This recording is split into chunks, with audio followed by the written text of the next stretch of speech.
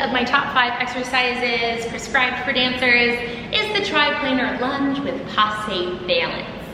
So triplanar, we're gonna be hitting all of them. Sagittal, transverse, frontal. Oh, it's gonna be so much fun. And I recommend this one as it's building our legs, you know, getting down and then re-finding ourselves back up. But then it's also working on being able to pivot the weight and still find our equilibrium and our balance. Very important as dancers. So we're gonna start with the front, passe, back, passe. Hands on hips to start with. As you get going, you might start to add some port de bras. Hands on hips is the best way to get going so that you can feel your shoulders down and back, nice wide open chest. From here, you're gonna be taking your front lunge balance in a parallel position and then come back up into that parallel passe. Then you'll head back into that lunge and back up again. Always making sure knees and toes in alignment,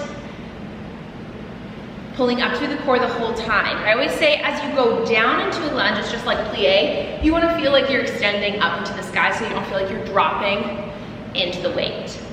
The next one is gonna be your side lunge to your curtsy lunge.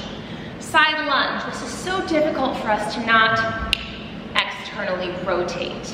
We do wanna work on keeping this leg in parallel. Once again, working the stability of that #1 exercise. And then from there, you're gonna power up into the balance. Make sure you're pressing off that outside leg. And then you're gonna curtsy. And then once again, come up into the balance. So once again, parallel. Booty is back, chest is up. No leaning forward. You want the weight in the heel. As dancers, we always practice going to the toes. So for this exercise, you do kind of wanna feel like the weight down and back. And then pop up into that passe. And then during your curtsy, hips stay square. Don't rotate open. Keep that bad boy closed. And then back into passe. The last one is when you're gonna start to pivot and find your corners.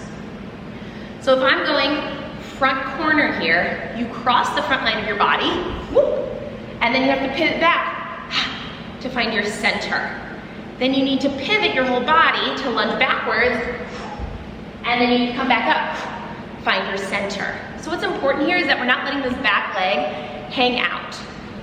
So if I lunge back this way, right, this leg isn't just like, it's going with me. My whole pelvis is rotating to face the direction that I'm traveling, to then have to pivot my pelvis back to face the direction on the other side.